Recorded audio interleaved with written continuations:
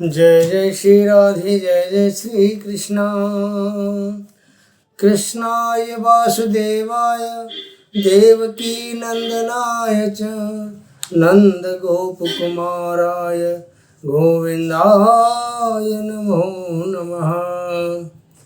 मित्रों, मैं पंडित महेश मार्गशी धाम वृंदावन से आपका अपना चैनल ज्योतिष सेवा वृंदावन, उसी चैनल के माध्यम से मैं सभी दर्शकों का स्वागत करता हूँ। आज की बात करते हैं कि मई का महीना मेष राशि वालों के लिए कैसा रहने वाला है। मई में जो ग्रहों की स्थिति है वो आपको बताएंगे। मई में कौन सा ग्रह स्थान परिवर्तन कर रहा है ये आपको बताएंगे। कौन सा ग्रह स्थान परिवर्तन करके आपको लाभ देगा ये आपको बताएंगे। ग्रहों का जो स्थान परिवर्तन है आपके इस महीने में आपको कितना लाभ कितना नुकसान देगा, ये सारी जानकारी देंगे आपको। आपके धन संबंधी, स्वास्थ्य संबंधी, आपकी पर्सनैलिटी, आपकी संतान, विवाह संबंध, आपका भाग्य, आपका कर्म, आपका कैरियर, आपका लाभ और आपके दुख और परेशानी सबके बारे में करेंगे बात करते हैं मेष राशि के बारे में। मेष राशि में पहले ग्रहों की स्थिति की बात करते हैं, ग्रहों की पोजीशन क्या है। तो 1 मई 2024 को जो ग्रहों की पोजीशन है वो आपको बताते हैं। गुरु वृष राशि में यानी मेष राशि से दूसरे भाव धन भाव में गोचर कर रहे हैं। आज ही स्थान परिवर्तन हुआ है। स्थान परिवर्तन का समय इनका दोपहर को 12:55। तो आज 1 मई को 12:55 पे गुरु देव का, गुरु बृहस्पति का जो गोचर है वो वृष राशि यानी दूसरे गुरु शुक्राचार्य की राशि में हो गया है, होने जा रहा है। जो केतु महाराज हैं वो 6ठे भाव में बैठे मेष राशि से। चंद्रमा 10वें भाव में है। शनि महाराज 11 भाव में स्वग्रही बैठे हुए हैं। और 12वां जो भाव होता है 12वां भाव, वहाँ पर राहु, मंगल और बुध बैठे हुए हैं। और जो सूर्य देवता की युति है जो मई के महीने में आपके लगन के अंदर बैठी हुई है, क्योंकि सूर्य यहाँ 13 अप्रैल को आए थे आपके उच्च राशि में। तो सूर्य देवता उच्च राशि में बैठे हुए, इनके साथ में बैठे हुए शुक्र महाराज, शुक्र और सूर्य की जो युति है वो आपके मेष लगन के अंदर बैठी हुई है। और गुरु देवता आपके बैठे हैं धन भाव के अंदर। ये ग्रहों की स्थिति आपकी बात करेंगे। सबसे पहले बात करते हैं गुरु महाराज की। देखिए, गुरु महाराज मेष राशि के लिए भाग्य के स्वामी बनते हैं, नवम के स्वामी बनते हैं और 12वें भाव के स्वामी बनते हैं। 12वें भाव के स्वामी बनने से जहाँ ये पापी हो जाते हैं, वहीं नवम भाव के स्वामी बनने से बहुत ही शुभ प्रभाव देने वाले होते हैं, क्योंकि नवम भाव के कारक भी हैं। और जब कारक भाव में बैठता है तो अच्छा प्रभाव देता है। बृहस्पति जहाँ गोचर करने जा रहे हैं सेकंड हाउस धन भाव में, वो भी इनका कारक भाव है। तो यहाँ पे इनका जो प्रभाव है बहुत अच्छा रहेगा। और बृहस्पति के बारे में ये प्रसिद्ध है कि बृहस्पति देवता जहाँ जहाँ दृष्टि डालते हैं उन भावों को शुद्ध करते हैं और उनसे आपको बहुत ज़्यादा लाभ दिलाते हैं। इसके बारे में बात करेंगे।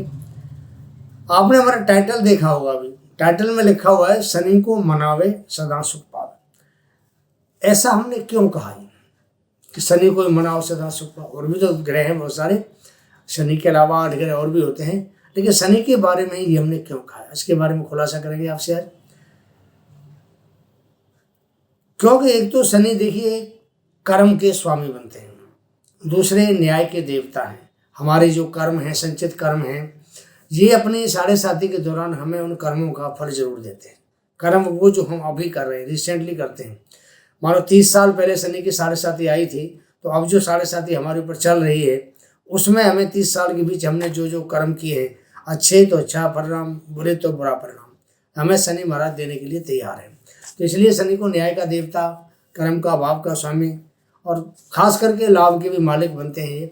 तो इसलिए शनि के बारे में कहा जाता है कि शनि को मनावे सदा, क्योंकि अगर आप नहीं मनाएंगे तो कर्म बढ़िया नहीं चलेगा आपका। 7.5 में आपको उल्टा कर देंगे, बहुत नुकसान करेंगे आपके लिए। और लाभ भाव के स्वामी बनते हैं तो आपको ज़िंदगी में, आपके कैरियर में, आपके प्रोफेशन में आपको लाभ भी नहीं देंगे।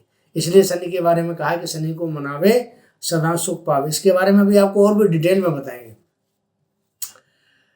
बृहस्पति सेकंड हाउस में बैठे हैं। सेकंड हाउस धन भाव होता है, यहाँ के कारक हैं। तो यहाँ पर भी ये शुभ प्रभाव देंगे आपको। हालांकि बृहस्पति के बारे में वो कहावत है कि जहाँ बैठता है वहाँ नुकसान करता है और बृहस्पति देव जहाँ देखते हैं वहाँ फायदा करते हैं। लेकिन ये इनका कारक भाव है, धन भाव इनका कारक, धन के कारक बनते हैं यहाँ। तो कारक अगर कारक भाव में बैठेगा तो आपको लाभ देगा, धन तो अवश्य ही देगा। परिवार का अभाव है, परिवार में खुशी फैलाएगा, परिवार में खुशी आएंगी।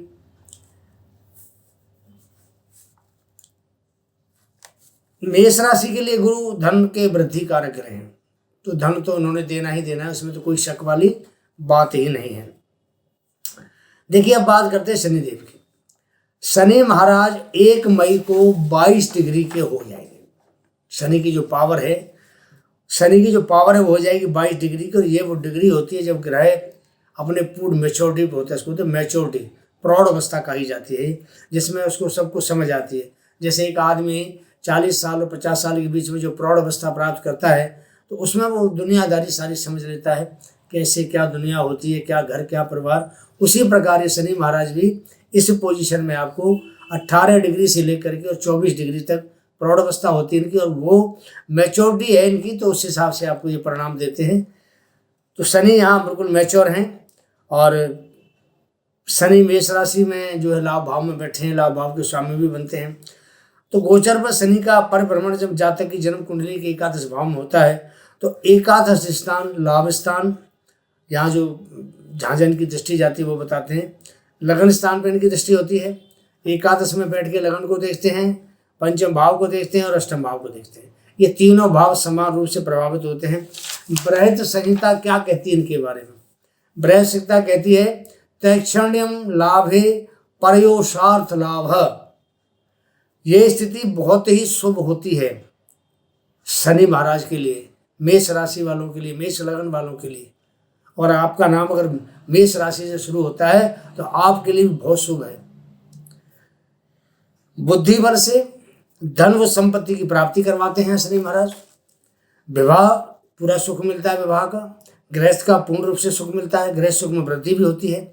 व्यक्ति की पद प्रतिष्ठा में बढ़ोतरी होती है। कीर्ति सम्मान यश शनि महाराज की वजह से बढ़ता है। सरकार से पुरस्कार प्राप्त हो सकता है आपको, समाज में आपको सम्मान मिलेगा। विपरीत लिंगियों के जो विपरीत लिंगी हैं उनसे भी आपको लाभ मिलेगा। और सभी ओर से सहानुभूति आपको शनि की इस पोजीशन में अवश्य प्राप्त होगी। विद्या और आपकी जो संतान है इसके सुख में आपको वृद्धि करते हैं शनिदेव। अनुचर, सखा और मित्र आपकी आज्ञा में रहेंगे, आपकी आज्ञा मानेंगे, आपको फॉलो करेंगे। तो शनि के बारे में कुछ देश और विदेश की बात भी करते हैं कि देश में और व्यक्ति पर क्या प्रभाव देता है। अगर कुंभ राशि में जब शनि महाराज होते हैं तो लक्ष्मी की प्राप्ति कराते हैं, देश में सुख प्राप्त होता है, धन की अधिकता बहुत रहती है, कोई कमी नहीं होती धन की। राजा अपनी प्रजा पर प्रसन्न रहता है। मनुष्य धर्माधर्म युक्त व्यवहार करते हैं। पृथ्वी पर वर्षा अधिक होती है। लोगों में मंगलाचार अधिक होता है, यानी कि शुभ कर्म अधिक होते हैं जब शनि कुंभ राशि पर गोचर करता है। धन और अनाज की प्राप्ति बहुत ज़्यादा होती है। व्यक्ति विवाह आदि मंगल कार्यों में व्यस्त रहेंगे और पृथ्वी मनोहर एवं प्रसन्न बदना आपको दिखाई देगी जब शनि कुंभ राशि में गोचर करते हैं। ये शनि महाराज की बात करते हैं राहु की। आमतौर पर राहु का जो गोचर 12वें भाव में बढ़िया नहीं माना जाता है, शुभ नहीं कह सकते इसको। व्यापार में परेशानी देता है, कर्ज से अपमान कराता है। आपने किसी से पैसा ले रखा है, पैसा समय पर नहीं दे पाएंगे तो वहाँ बेइज्जती होती है। विश्वास जो होता है उसकी हानि होती है, कोई लोग आप पर विश्वास नहीं करते। पत्नी के झगड़े बढ़ जाते हैं। अपने जो परिजन हैं घर के लोगों से आपका विरोध रहता है। खर्चा बहुत ज़्यादा करा देता है। ऋण चुकाने में बहुत दिक्कत आपको आती है। किसी का कर्जा ले लिया, चुक नहीं पाता है। और आपने किसी को पैसा दे दिया तो पैसा आपको जल्दी से वापस नहीं मिलता है। नशा व्यक्ति पर हावी होता है। पर यहाँ सबसे अच्छी बात क्या है, ये देखो आपके लिए प्लस पॉइंट है, ये बता रहे हैं। यहाँ सबसे अच्छी बात यह है कि राहु अगर स्त्री राशि में और वो भी मीन राशि में अगर गोचर करता है तो प्रभाव क्या देता है ये आप सुन लीजिए। क्योंकि मीन राशि में बैठा हुआ है राहु और स्त्री राशि होती है मीन राशि, जो स्वभाव राशि है, स्त्री राशि है। तो इसका प्रभाव क्या होगा? पहला प्रभाव है आपको कर्जे से मुक्त कराएगा। ये प्रभाव बहुत अच्छा होता है इसका। नए जो परिचित लोग हैं, नए लोगों से आपका संबंध बनता है, उनसे आपको लाभ कराएगा। स्त्री को थोड़ी साधारण तरीके से थोड़ी परेशानी हो सकती है। अच्छे काम होते हैं, व्यवसाय ठीक चलता है, नौकरी में तरक्की होती है, आपको कीर्ति मिलती है। यहाँ राहु भी आपके लिए शुभ प्रभाव देने वाला होता है मीन राशि में और स्त्री राशि के अंदर, अगर 12वें भाव में ये राशियां होती है। स्त्री राशि में बुध भी बैठा हुआ है इसके साथ में, तो जब बुध स्त्री राशि में 12वें घर में ऐसे बैठता है तो यहाँ पर जो लेखक होते हैं जिनकी कलम की ताकत होती है, ऐसे लोगों को बहुत ज़्यादा यहाँ फेमस करता है। और ऐसा व्यक्ति अगर बाय द वे प्रोफेशनल से अगर एस्ट्रोलॉजर होता है तो उसकी जो भविष्यवाणी है सत्य होती है और शुभ होती है। मंगल राहु भी साथ बैठे 12वें घर में, तो ये 23 अप्रैल से 1 जून तक दोनों यान की युति रहने वाली है। तो इनका परिजनों से विवाद संभव है, खर्चे आपके बढ़े रहेंगे, अदालती मामलों में मेष राशि वालों को नुकसान रह सकता है, क्योंकि मंगल अगर 12वें घर में राहु के साथ बैठता है तो ये थोड़ा नुकसानदायक इनके लिए अवश्य होता है। इसके लिए आपको छोटा सा उपाय बताते हैं, अगर आप वो उपाय करेंगे तो मंगल राहु की जो अंगारक योग युति है और बुध के साथ जो जड़ता योग बनाता है उसमें आपको लाभ होगा। 1 किलो आपने जौ लेना है, 400 ग्राम गन्ने का रस लेना है, उसको मिला करके शुक्रवार की रात को किसी बड़े बर्तन में घर पर रख लीजिए और शनिवार को सवेरे इसके आप 3 पार्ट करने, 3 भाग करने हैं। 1 पार्ट आपने चिड़ियों को डालना है, एक जो पार्ट है वो आपको चींटियों को डालना है और एक जो हिस्सा है वो आपको मछलियों को खिलाना है। तो अगर ये आप काम करते हैं शनिवार तो आपके लिए राहु और मंगल की जो युति है वो नुकसानदायक साबित नहीं होगी। अब केतु महाराज बैठे 6ठे भाव में, थोड़ी बात केतु की भी कर लेते हैं। केतु का जो गोचर है वो 6th हाउस में बहुत शुभ माना जाता है, शुभ फल देने वाला इनको ग्रह भी माना जाता है 6ठे भाव के अंदर। जातक जो दुश्मनों के समूह का नाश कर देता है, शास्त्रार्थ में अगर कहीं होता है तर्क वितर्क शास्त्रार्थ, उसमें इसकी जीत होती है। जो लेखक होते हैं इनको लिखने में जो ताकत होती है, ऐसे लोगों को यश कीर्ति प्रतिष्ठा मिलती है, धन की प्राप्ति भी ऐसे लोगों को होती है। जातक रोग ऋण और शत्रुओं तीनों पर विजय प्राप्त करता है, ऋण रोग शत्रु तीनों पर विजय प्राप्त करता है। और जो जातक ऐसा अगर कहीं यात्रा करता है, व्यापार के लिए करे, नौकरी के लिए करे, तो ऐसे जातक को उन यात्राओं से बहुत ज़्यादा फायदा होता है। अब बात करते हैं थोड़ी गुरु महाराज की, बृहस्पति देवता की। देखिए बृहस्पति का गोचर 2nd हाउस के भाव में हो रहा है, ये धन का भाव होता है और गुरु महाराज यहाँ के कारक हैं, तो धन वृद्धि तो करेगा क्योंकि कारक भाव में बैठता है तो वो उसका लाभ आपको अवश्य देगा। इसमें कोई भी शक शुबा वाली बात नहीं है, कोई डाउट नहीं है, बृहस्पति आपको धन देने वाले धन देंगे। इनकी जो 5वीं दृष्टि है 6ठे भाव पर पड़ती है, ये भी धन का भाव होता है, तो यहाँ भी आपको धन वृद्धि के साथ में नौकरी में आपको प्रमोशन कराएंगे, कर्जा से पूरा कर्जे से भी मुक्त कराएंगे। दुश्मन है तो उनसे आपको सुलह कराएंगे, आपका राजीनामा करा के उस चैप्टर को बंद करा देंगे। किसी बात पर किसी से दुश्मनी है तो राजीनामा करा के सुलह करा के उस अध्याय को ही बंद करा के वो चीज़ खत्म कर देते हैं। रोग से छुटकारा मिलेगा, परिवार में विवाह शादी संबंध बनेंगे, घर में खुशहाली आएगी, परिवार में खुशहाली आएगी। किसी की शादी हो सकती है, किसी का आप बर्थडे मना सकते हैं, कोई किट्टी पार्टी कर सकते हैं। कहने का मतलब है कि आपके परिवार में कोई न कोई ऐसी खुशी का मंगल कामनाओं वाला जो प्रोग्राम होता है वो जरूर आपके घर में परिवार में इस साल में अवश्य होगा। तो बृहस्पति 2nd भाव में गोचर कर रहे हैं। अब इनकी जो दृष्टि 7वीं दृष्टि है, देखिए वो जा रही है 8म भाव पर। तो ये 8म भाव होता है, ये होता है हमारा आध्यात्मिक भाव होता है। आध्यात्मिक ज्ञान यहाँ बृहस्पति के द्वारा आपको प्राप्त होगा। आपको किसी का बीमा या किसी की जो वसीयत वगैरह होती है आपको उससे लाभ हो सकता है, आपको पैतृक संपत्ति से लाभ हो सकता है। और यहाँ बैठ करके ये जो भाव है ना, रिसर्च का भाव होता है, तो बृहस्पति की जब दृष्टि जाती है तो व्यक्ति की जो सोच है वो ऐसी हो जाती है, अगर कोई चीज़ या कोई बात उसके सामने आती है तो उसकी खोज में लग जाता है, उसको रिसर्च करने लग जाता है और उसको गहराई में जा कर के जब तक उसको पूरी तरह से देख नहीं लेता है, उसको शांति तृप्ति नहीं मिलती है, तो तब तक उसको तसल्ली भी नहीं होती आदमी को। तो यहाँ ये थोड़ा सा आपको खोजी भी बनाएगा। 10म भाव पर दृष्टि जाती है, ये भाव भी धन भाव होता है पहला। दूसरी बात पिता का भाव होता है, तीसरा कारोबार का भाव होता है, चौथा आपके करियर का भाव होता है। तो यहाँ पर जो दृष्टि जा रही है, यहाँ मकर राशि है, शनि महाराज की राशि है, शनि स्वयं लाभ भाव में बैठे हुए हैं, तो खुद भी आपको कैरियर से, आपके काम से, आपके कर्म से यहाँ लाभ दे रहे हैं।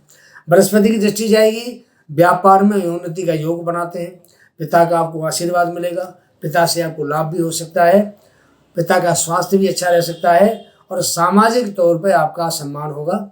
अगर कोई व्यक्ति इस समय अगर पॉलिटिक्स में इन्वॉल्व है या राजनीति में सक्रियता है उसकी और वो अपनी पार्टी के लिए काम करता है, तो ऐसे समय पे अगर बाय द वे चुनाव की हवा चल रही है, चुनाव में ऐसा व्यक्ति खड़ा होता है जो मैं आपको बता रहा हूँ मेष राशि वाला, तो ऐसे व्यक्ति के लिए जीत निश्चित मान के चलिए, क्योंकि यहाँ पर उसको चारों ग्रह हैं, शनि है, राहु है, केतु और गुरु है। चारों ग्रह उसको बहुत ही अच्छा परिणाम देने में सक्षम है और हो सकता है कि 13 मई तक सूर्य उच्च का प्रभाव लेकर के आया है और लगन में गोचर कर रहा है मेष राशि में, तो ऐसे तौर पे उस जो आदमी है वो चुनाव जीत सकता है। तो 13 मई तक सूर्य उच्च का प्रभाव लेकर के लगन में गोचर करेंगे, तो सामाजिक तौर पे मान सम्मान, राज्य से लाभ, संतान से लाभ आपको होगा। शुक्रदेव 19 मई तक यही रहेंगे मेष राशि में, उसके बाद उनका जो गोचर है वो अपनी वृष राशि में हो जाएगा और वहाँ 19 दिन का जो समय है मेष राशि में ये आपको सुख सुविधा देने वाला रहेगा। मकान का सुख, वाहन का सुख आपको अच्छी तरह मिलेगा, पूरा मौका है आपके पास में, इनका सुख आप उठा सकते हैं। तो 19 मई से 31 मई तक का जो समय है वो शुक्र देवता का वो शुक्र, गुरु और सूर्य तीनों ग्रहों की युति आपके धन भाव यानी आपके सेकंड हाउस में होगी और यहाँ बैठ करके ये आपके लिए धनेश की, पंचमेश की और भाग्येश की तीनों की युति बनेगी, जो से आपके लिए राजयोग कारक ग्रह होंगे तीनों और राजयोग देंगे। 19 तारीख से 31 तारीख तक आपका समय बहुत उत्तम है। कोई भी नया कार्य करना चाहते हैं समय करिए, कोई भी आप कोई मकान खरीदना है, वाहन खरीदना है, आप इस टाइम खरीदिए, मकान खरीदिए, आपको चौतरफा लाभ आपको उस मकान से भी और वाहन का भी सुख आपको पूरा मिलेगा। तो मित्रों ये मेष राशि वालों के लिए बहुत ही शुभ फल देने वाला ये जो त्रैग्रही योग बन रहा है बहुत अच्छा है। ये धन के साथ परिवार में खुशी का समा बंधेगा, मंगल कार्य होंगे। सूर्य यहाँ अपने नक्षत्र में कृतिका में गोचर कर रहा है, तो ये बहुत ही एक अच्छा शुभ प्रभाव होता है मेष राशि वालों के लिए। तो मित्रों आपको मैंने मई के महीने के मेन तो जो देखो ग्रह होते यही होते हैं, राहु, केतु, शनि और बृहस्पति। साथ में सूर्य का फल भी आपको बताया, बुध का फल भी बताया, शुक्र का भी बताया, मंगल का बताया। ये सारे ग्रह मिलकर के मेष राशि वालों के लिए महीना बड़ा ही महत्वपूर्ण महीना है। ग्रहों का जो गोचर है वो भी बहुत महत्वपूर्ण है आपके लिए। बात करते हैं कुछ उपाय की कि अगर मानो किसी का कोई ग्रह खराब है, कि ग्रह के बारे में बताएंगे आपको जो खराब है, कारक है और दिक्कत कर रहा है, तो आपने उसका क्या उपाय करना है। हमारा जो चैनल है ज्योतिष सेवा वृंदावन, ये ज्योतिष का, अध्यात्म का, ज्ञान का चैनल है और ज्योतिष के तो सीरियल आपके सामने बहुत सारे हमने डाल रखे, प्रोग्राम आप देखते हैं, आपका प्यार मिल रहा है, सहानुभूति आपकी मिल रही है। तो जो दर्शक हमसे पहली बार मिले हैं या हमारे चैनल को पहली बार देख रहे हैं, तो उनसे मेरा हाथ जोड़ के निवेदन है कि सबसे पहले चैनल को सब्सक्राइब करें, बेल पुश आइकन उसको ऑल करें, लाइक करें। अगर आपको हमारा प्रोग्राम पसंद आता है तो करबद्ध प्रार्थना है कि हमारे इस प्रोग्राम को अपने मित्रों को शेयर अवश्य करें, ताकि जो जानकारी हम आपको दे रहे हैं, आपको मिल रही है, वो जानकारी आपके मित्रों को भी मिले। हमारा जो संस्थान है ये हर प्रकार के कुंडली विश्लेषण के लिए काम करता है। आपको जिंदगी में कोई परेशानी आ रही है, शादी में नहीं हो रही, संतान नहीं हो रही, रोग पीछा नहीं छोड़ता, कर्जा पीछा नहीं छोड़ता, कुंडली में ग्रह दशा खराब है, महादशा खराब है, अंतरदशा खराब है, तो उसके लिए आप पीछे नंबर आ रहा है, हमारा व्हाट्सएप का नंबर है। आप अपनी जन्म तिथि, जन्म का समय, जन्म स्थान और अपना नाम हमें व्हाट्सएप करिए। जो भी सटीक उपाय कुंडली के अंदर आपके लिए होगा वो आपको अवश्य बताया जाएगा, ताकि आपको उससे लाभ प्राप्त हो। हमारा संस्थान हर प्रकार के स्टोन डील करता है, हीरा, मोती, पन्ना, पोखरा, जेनुइन स्टोन मिलते हैं हमारे यहाँ। और किसी भी प्रकार का आपके साथ में कोई छल कपट ना हो, इसके लिए लैब टेस्ट रिपोर्ट आपको साथ भेजी जाती है कि चीज़ ओरिजिनल है। आप भी लैब टेस्ट करा सकते हैं। अगर कहीं कोई चीज़ गलत या नकली दिखाई देती है, तुरंत हमारे को वापस करिए, अपने पैसे वापस लीजिए। हालांकि हमारा संस्थान कभी ऐसे काम नहीं करता है, और फिर भी कोई डाउट होता है तो रिफंडेबल आपका पैसा होगा, कोई दिक्कत नहीं है। एक छोटा सा सवाल मैं आपसे पूछना चाहता हूँ।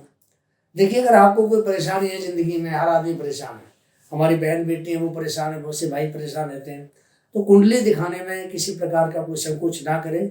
नॉर्मल हमारी फीस होती है, लेते जरूर हैं शुल्क, लेकिन नॉर्मल तरीके से लेते हैं, इतना नहीं कि कोई आदमी परेशान हो जाए। आप बिल्कुल बेबाक बेधड़क हमारे व्हाट्सएप पे आइए, अपना डेट ऑफ बर्थ का डिटेल भेजिए और पाइए अपने लिए बढ़िया और सटीक उपाय। बात करते हैं थोड़ी उपाय के लिए कि उपाय आपको क्या चाहिए। देखिए ज़्यादातर अब ये मंगल राहु आपकी कुंडली में खराब है, तो आपको क्या करना है ये थोड़ा सा मैं बता देता हूँ। मंगल को शुभ करने के लिए सबसे जो बढ़िया मेष राशि वालों के लिए उपाय है, वो उपाय है आपके लिए हनुमान जी का।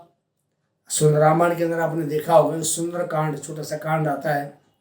सुंदर कांड का जो लोग पाठ करते हैं नियमित, उनके लिए मंगल बहुत ही बलशाली, शक्तिशाली, दुखों को दूर करने वाला, मंगल करने वाला मंगल होता है।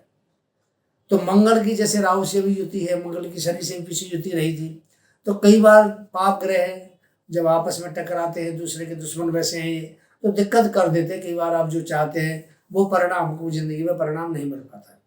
इसके लिए आपको सबसे बढ़िया उपाय, कहते हैं ना 100 सुनार की 1 लोहार की, आप लोहार वाली मारिए ना, सुनार वाली क्यों मारते हैं? ठुक ठुक नहीं करना, एक बार ही ठोक देते उसको। सुंदरकांड का पाठ करना है, रात्र में करना है आपको 11 बजे से लेके और पहले 9 बजे से लेके 11 बजे तक। आराम से बैठिए, देसी घी का दीपक जलाइए, हनुमान जी की मूर्ति के सामने फोटो रख लीजिए, कोई मूर्ति रख लीजिए, लाल कपड़ा बिछा के किसी चौकी पर वहाँ हनुमान जी को स्थापित करिए और उसके बाद में दीपक जला के श्री राम का स्मरण करके, हनुमान बाबा का स्मरण करके सुंदरकांड का पाठ करिए। पाठ का समय पौना घंटा करीब होता है, आप धीरे धीरे करेंगे तो 1 घंटा होता है। 9 से 11 के बीच में पाठ समाप्त करना है। हनुमान जी की आरती करके मिश्री का और किशमिश का वो प्रसाद रखिए, थोड़ा सा भोग लगा दीजिए और वो प्रसाद आपको अपने घर में ही बांटना है, बाहर वालों को नहीं देना।